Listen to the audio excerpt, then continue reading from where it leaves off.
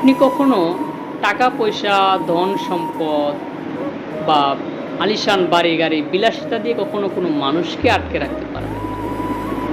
দেখেন, একটা মানুষকে আটকে রাখা ততটা সহজ নয়। কেন? কারণ কোনো মানুষই এমনি এমনি সে যদি না চায় তাহলে তাকে আটকে রাখা যায় না।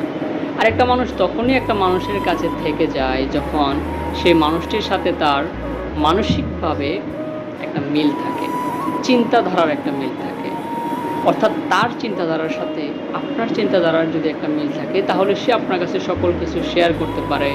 সে মানসিক একটা তৃপ্তি পায় আপনার মাধ্যমে, মানসিক প্রশান্তি লাভ করে। এখন আপনার সাথে যদি তার মানসিকভাবে বা চিন্তাধারার মধ্যে মিল না থাকে তাহলে তাকে আপনি যত কিছু দেন, বাড়ি গাড়ি টাকা পয়সা ধন সম্পদ যাই দেন না কেন, আপনাদের ভিতরে যদি সেই আন্ডারস্ট্যান্ডিংটা না থাকে তাহলে সেই মানুষটা কখনোই আপনার কাছে থাকবে না, সেই মানুষটা চলে যাবে।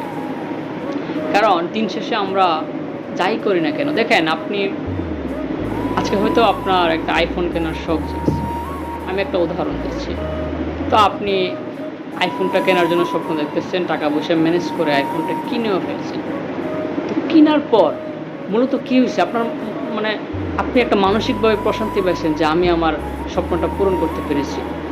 আপনি একটা বাড়ি তৈরি করার স্বপ্ন দেখছেন, আপনি যখন বাড়িটা তৈরি করে ফেলেন তখন আপনি একটা মানসিক শান্তি পান।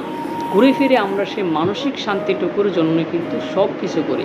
এই যে বিলাসিতা, বাড়ি গাড়ি ধন সম্পদ সব কিছু তো জাস্ট একটা উসিলা বা একটা এক্সাম্পল বা একটা বিষয়বস্তু মাত্র, যেটা আমাদেরকে মানসিক প্রশান্তি দেওয়ার একটা কারণ হিসেবে দাঁড়ায়। বাট ঘুরে ফিরে আমরা শুধুমাত্র নিজেদের মানসিক প্রশান্তির জন্যই সব কিছু করে থাকি।